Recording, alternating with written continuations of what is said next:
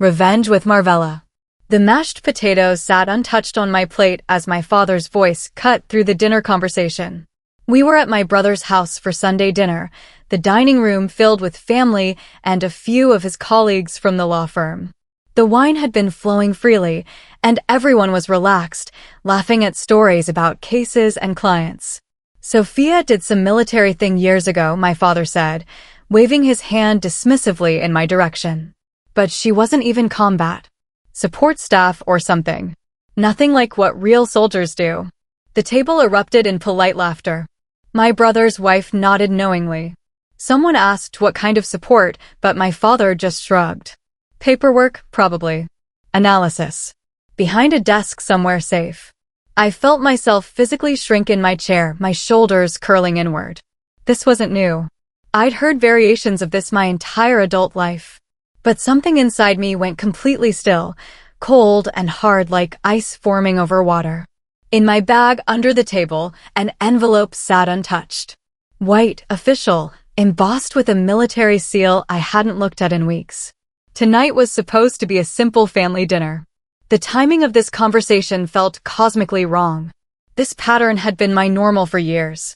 My service was always minimized, always reduced to something forgettable. When my brother took a paralegal position after college, my father bragged about it for months. When I mentioned my military work, it became support roles and office positions. My brother got praised for 3 years of desk work at a veterans organization. My deployments were waved away as filing reports in air-conditioned buildings. I'd learned early not to defend myself, not to correct the narrative. What was the point? They'd already decided what my service meant to them. I'd stopped trying to make them understand. Stopped explaining that not all critical work happens with a weapon. Stopped mentioning the sleepless nights, the impossible decisions, the weight of responsibility that had nothing to do with combat and everything to do with consequences. But tonight felt different. The envelope in my bag seemed to pulse with its own gravity. The timing was impossibly wrong. Or maybe, I thought as I pushed food around my plate, it was perfectly right. I'd been carrying that envelope for 3 weeks, unopened at first, then read and reread until I'd memorized every word. I never talked about what I actually did overseas. Not battles, I didn't fight those. I made decisions. The kind that don't make headlines but change everything. The kind that determine whether operations succeed or fail, whether people come home or don't. Intelligence analysis in a combat zone isn't what people imagine. It's not dramatic. It's not cinematic. It's reading reports at 3 in the morning, cross-referencing information streams, identifying patterns that everyone else missed. It's being the person who says stop when momentum is pushing everyone forward toward disaster. During my deployment in 2019, I was assigned to operational intelligence at a forward base. My job was threat assessment and mission planning support. I analyzed enemy movement patterns, assessed risk levels for planned operations, and provided recommendations to commanding officers. One decision in particular, a single recommendation I'd made during a critical 72-hour period, had prevented what would have been a catastrophic engagement. I'd identified inconsistencies in intelligence that everyone else had accepted as reliable. I'd pushed back against senior officers who wanted to proceed anyway. The citation existed for a reason. What I'd done mattered, even if my family would never understand it. My father wasn't finished. He'd moved on to telling one of my brother's colleagues about my service, his tone casual and vaguely condescending. Sophia filed reports overseas. Analysis work, I think.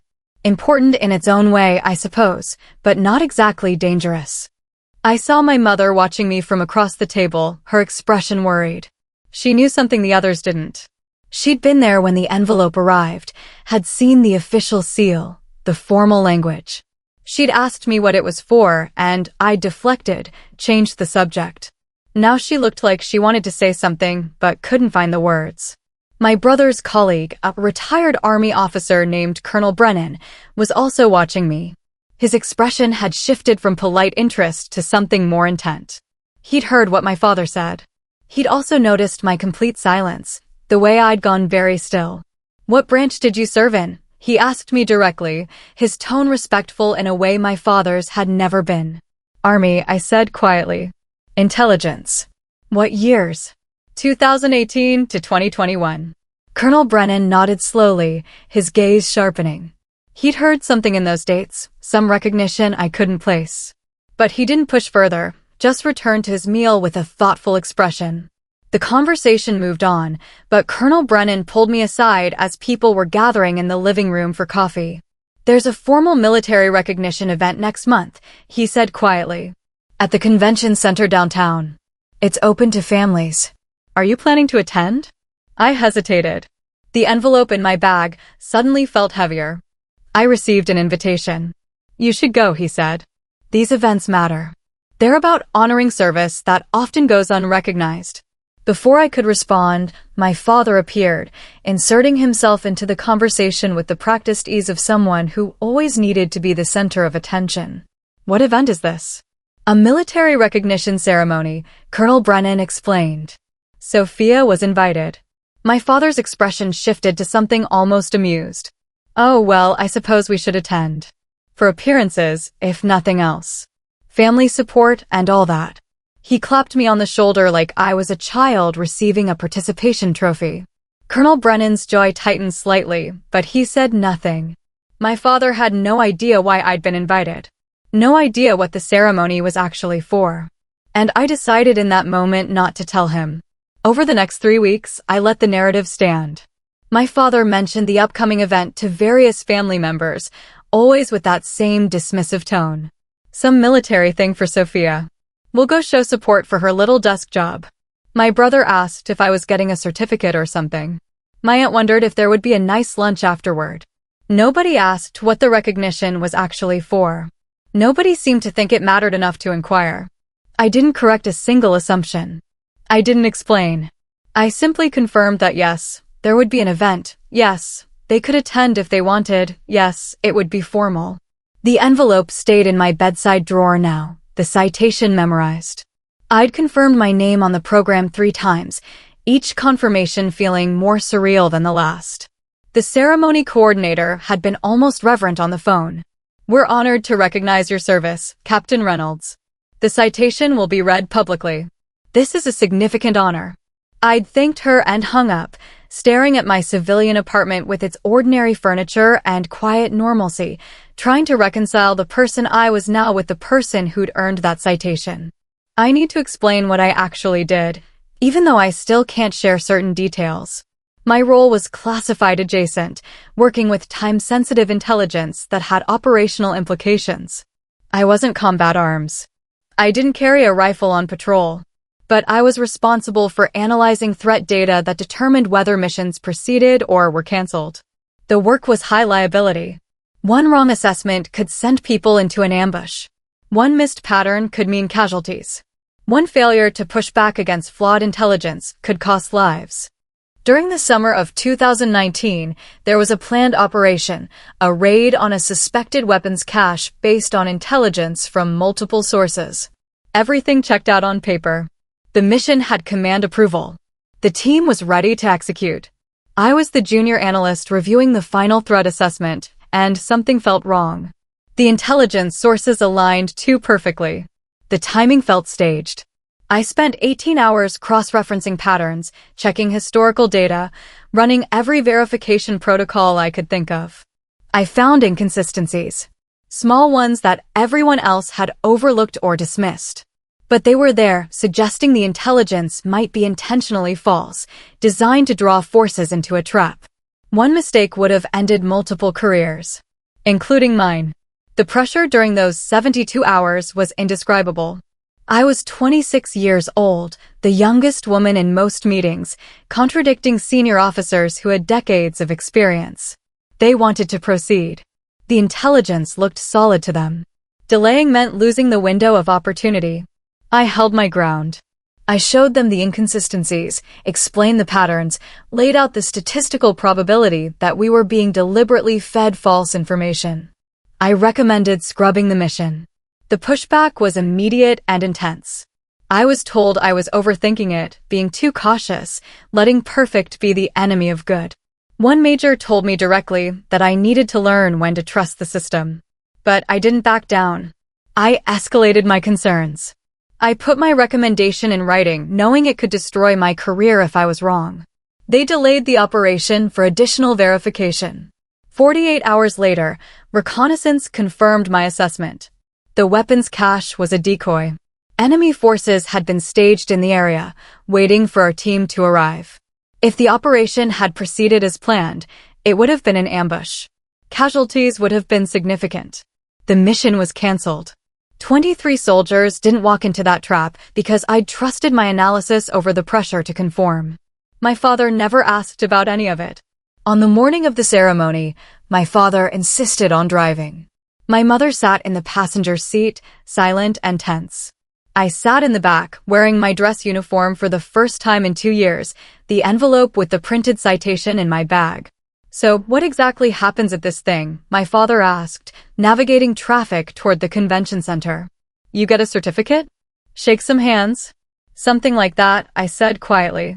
"Well, try not to bore them with paperwork stories," he said, laughing at his own joke. "Keep it brief if they ask you to speak. Nobody wants to hear about filing systems and reports." My mother shot him a look, but said nothing. I gripped the envelope tighter, feeling the edge of the paper through the fabric of my bag. We parked and walked toward the entrance. The convention center was decorated with flags and military insignia. Officers in dress uniforms stood near the doors. Families filed in, some excited, some somber. This wasn't a casual event. This was something serious. My father straightened his tie, suddenly aware that he was entering a space where his usual authority didn't apply. But he still didn't look at me with respect. Just obligation. The ceremony hall was larger than I'd expected. Rows of chairs faced a stage with a podium, flags positioned behind it. Officers and enlisted personnel filled the front sections. Families sat toward the back. The atmosphere was heavy with formality and respect.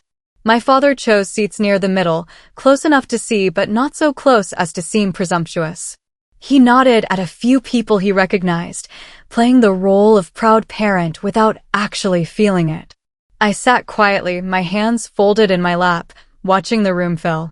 Senior officers entered and took positions on stage. A color guard presented flags. Someone played the national anthem. Everyone stood, hands over hearts. My father was suddenly respectful, standing straighter than I'd seen him in years. But his respect was for the ceremony, for the symbols, for the officers on stage. Not for me. Never for me. The program listed multiple recognitions. Medals for valor. Commendations for service. Recognition for achievements across different branches and specialties. My name was somewhere in the middle of the list, unremarkable among the others. My father settled back into his seat as the ceremony began, prepared for a long afternoon of listening to other people's achievements before we got to Sophia's little moment.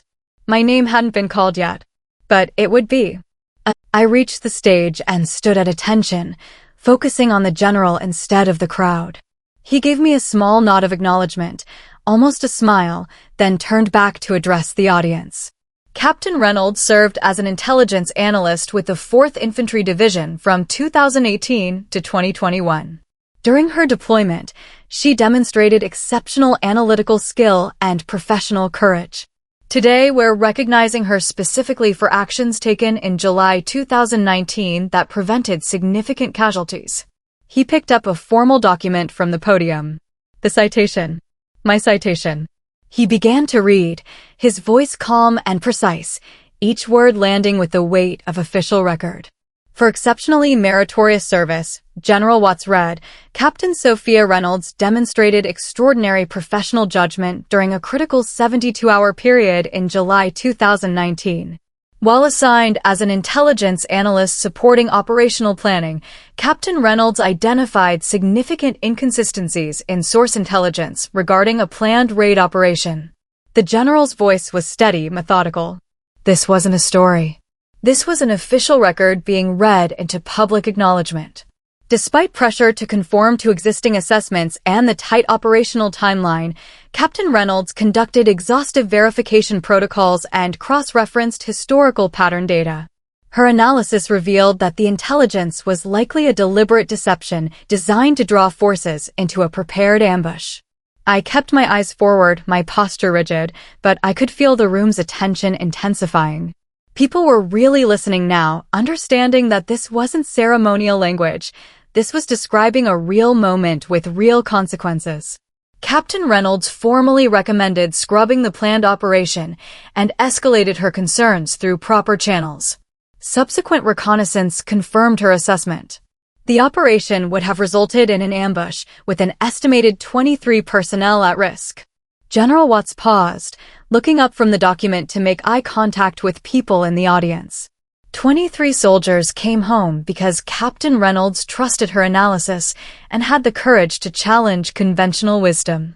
The general continued reading, his voice carrying the weight of each carefully chosen word. Captain Reynolds' actions exemplify the highest standards of intelligence analysis.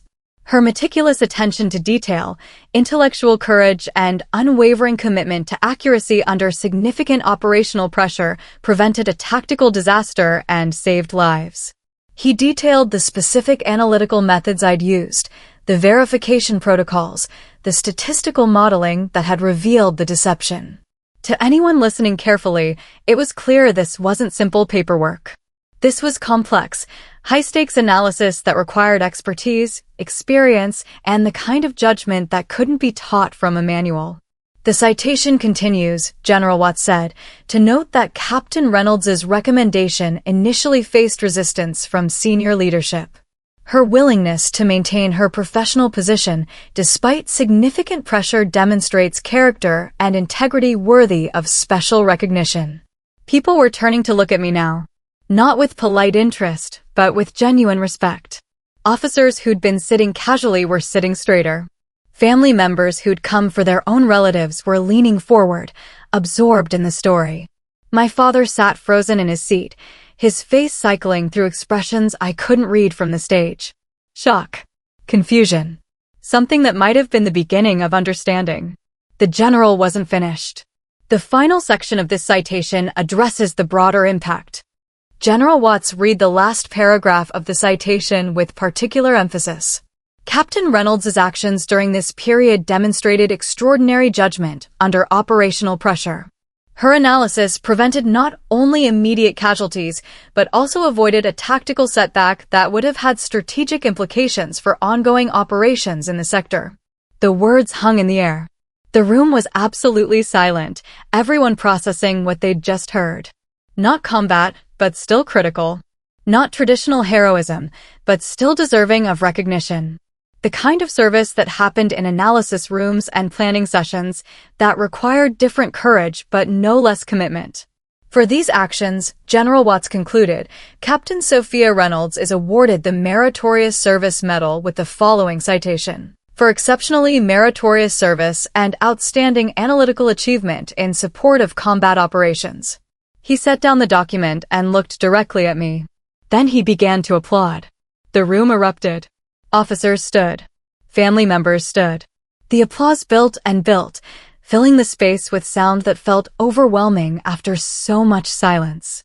I stood at attention, overwhelmed, trying to process the fact that my work, my quiet, unglamorous, behind-the-scenes work, was being honored in front of hundreds of people, including my father, who still looked like he'd been struck by lightning. An aide brought forward the medal on a velvet cushion. General Watts took it carefully and stepped toward me. Captain Reynolds, he said quietly, just for me to hear, you saved lives through clear thinking and moral courage. That matters. Don't let anyone tell you otherwise. He pinned the medal to my uniform, then stepped back and saluted. I returned the salute crisply, my training taking over even as emotions threatened to overwhelm me. The general shook my hand, his grip firm and genuine. Thank you for your service. Thank you for getting it right when it mattered most. I managed to say, thank you, sir, without my voice breaking. As I turned to walk back to my seat, I made eye contact with several officers in the front rows. Some nodded. Some smiled. One older colonel mouthed, well done. These were people who understood what I'd done, who knew the pressure of making critical calls with incomplete information, who recognized the courage it took to stand alone against consensus. Then I looked at my father. His face had gone through shock and was settling into something I'd never seen before. The carefully constructed narrative he'd maintained for years, that my service was minor, forgettable, less important than my brother's civilian work, had just collapsed completely and publicly. His identity as the patriarch who knew and judged everything was crumbling in real time. I walked back down the aisle, conscious of people still watching, still processing. When I reached my row, my mother pulled me into a tight hug, crying openly. "I'm so proud of you," she whispered. "I'm so sorry we didn't understand." My father stood mechanically but didn't hug me. He couldn't seem to make himself move beyond the basic motions of standing, of acknowledging my return. His hands hung at his sides uselessly. The ceremony continued with other recognitions, but I barely processed them. I was too aware of my father beside me, his complete silence more deafening than any words. He didn't clap for the other recipients. He didn't comment. He just sat, staring straight ahead, his world reorganizing itself around a truth he'd refused to see for years. Colonel Brennan, my brother's colleague, caught my eye from a few rows away. He nodded once, a gesture of recognition between people who understood what service actually meant. He'd known. Somehow, he'd known or suspected that my invitation to this ceremony meant something significant. After the final recognition, after the closing remarks and the retiring of colors, people began filing out. Several officers approached me, introducing themselves, thanking me for my service. One captain, a woman about my age, said quietly, "Intelligence analysts don't get enough credit. What you did matters. We all know it matters." My father stood apart, watching these interactions with an expression I couldn't quite name. The ride home was excruciating in its silence. My mother tried several times to start a conversation, to say something meaningful, but the words died in the heavy air. My father drove with mechanical precision, his jaw set, his eyes fixed on the road. When we pulled into my apartment complex, he finally spoke. I didn't know. 3 words. Flat. Not quite an apology. I gathered my things slowly, buying time to formulate a response. "No," I said finally. "You didn't. You never said." I tried, I interrupted, my voice quiet but firm. Multiple times. "You weren't interested in listening." He turned to face me, and I saw something in his expression that might have been the beginning of remorse. I assumed it was just support work. Filing. Nothing important. "That was the problem," I said. "You assumed. You decided what my service meant without ever asking what I actually did. You compared me to my brother, to your idea of what real military service looks like, and you found me lacking without ever knowing the truth." My mother was crying again in the front seat, but I couldn't stop now. Years of dismissal, of being made small, of having my service minimized were pouring out. "I saved 23 lives," I continued, my voice steady despite the emotion threatening to break through. 23 soldiers who would have walked into an ambush if I hadn't trusted my analysis enough to push back against senior officers who wanted to proceed. I was 26 years old, and I put my career on the line because I knew I was right. My father opened his mouth, closed it. He had no response adequate to the moment. "You told people I filed reports. You laughed about my desk job. You made my service into a joke at dinner parties while I sat there and said nothing because I'd learned that defending myself just made it worse. Sophia, I stopped needing your validation years ago," I said, and realized it was true. Tonight wasn't about revenge. It was closure.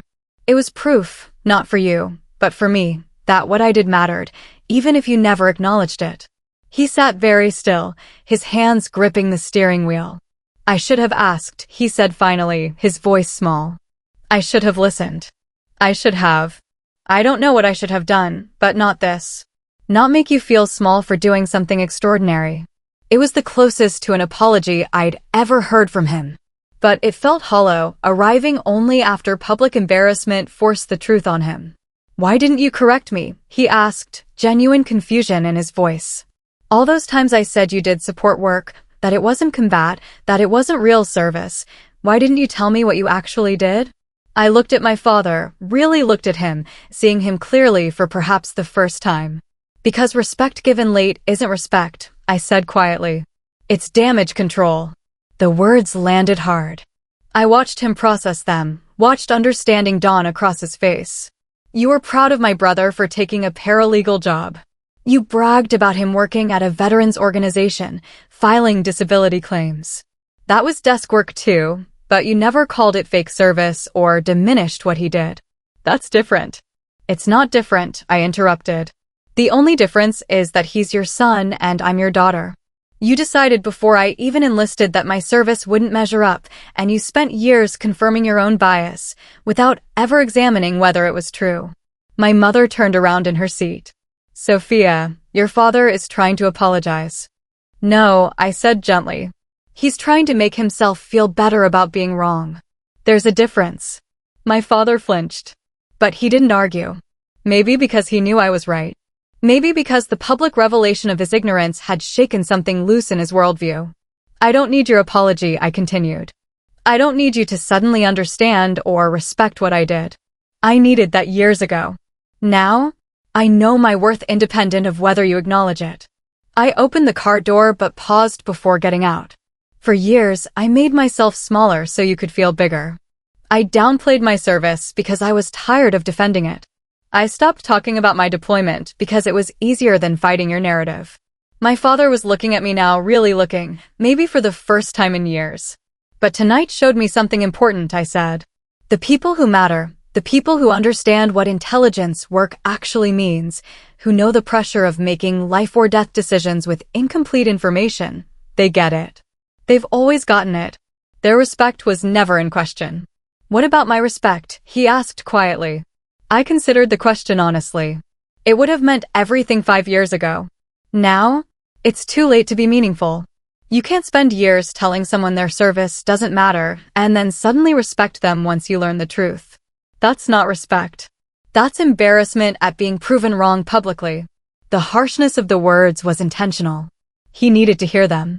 Needed to understand that apologies offered only after being humiliated didn't carry the weight of genuine recognition. I should go, I said, gathering my things. Thank you for coming to the ceremony. I hope you learned something from it. I got out of the car before either of them could respond.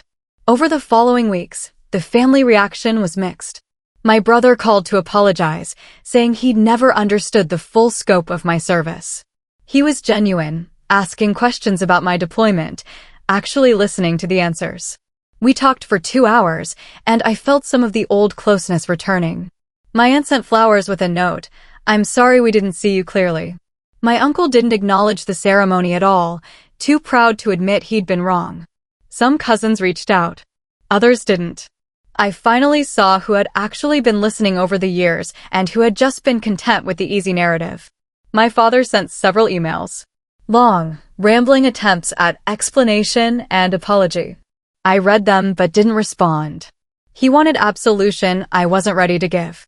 He wanted me to tell him he was forgiven, that everything was fine, that we could go back to normal family dinners as if nothing had changed. But everything had changed. The ceremony hadn't just revealed my service to my family. It had revealed my family's character to me. Who stood up? Who stayed silent? Who apologized and who doubled down? I chose peace over explanation. I stopped attending Sunday dinners where I'd been made to feel small.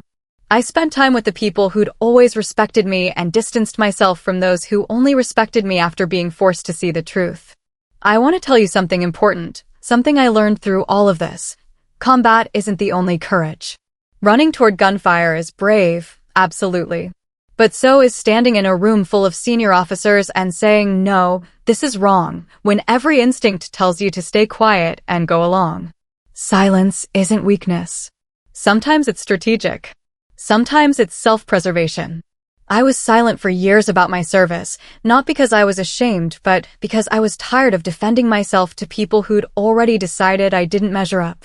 Precision matters. In intelligence work, in life, in how we choose our battles. I could have argued with my father every time he dismissed my service. I could have fought the narrative at every family dinner. Instead, I waited. I let the truth speak for itself when the moment was right. The medal sits in my apartment now, in a shadow box my mother gave me. It's not about the physical medal. It's about what it represents. Validation from people who understand. Recognition that my work mattered. Proof that the quiet decisions can be just as important as the loud ones. I don't need my father to understand anymore. I don't need his respect or his belated acknowledgement. I have the respect of the people who matter, my fellow service members, the officers who understand what I did, the soldiers who came home because I trusted my analysis. Looking back, I realized the ceremony changed everything and nothing. My service was always real. My contribution was always valid. The citation didn't create that truth, it simply made it visible to people who'd refused to see it. My father still struggles with what happened. He wants our relationship to return to what it was before, but that's impossible now. You can't unknow something. You can't pretend years of dismissal didn't happen just because you finally learned the truth. I've made peace with it. Not forgiveness, exactly, but acceptance. He is who he is. He made his choices. I made mine. The story I want you to take from this isn't about revenge or vindication. It's about knowing your worth even when others don't see it. It's about understanding that not all important work looks dramatic or heroic from the outside. It's about trusting yourself when everyone else is telling you you're wrong. He said I wasn't even combat. He made that statement with confidence, with certainty, with the unearned authority of someone who'd never bothered to ask what I actually did. Then the officer read my citation in front of hundreds of people. Read the dates, the decisions, the consequences. Read the official recognition of service that had prevented 23 casualties and changed the course of an operation. And suddenly, the room knew exactly who I was. Not a desk clerk. Not support staff. Not someone who filed reports in air-conditioned safety. A soldier who'd saved lives through intelligence, analysis, and the courage to stand alone when it mattered most. He said I wasn't even combat. The officer read my citation. And suddenly, the room knew exactly who I was.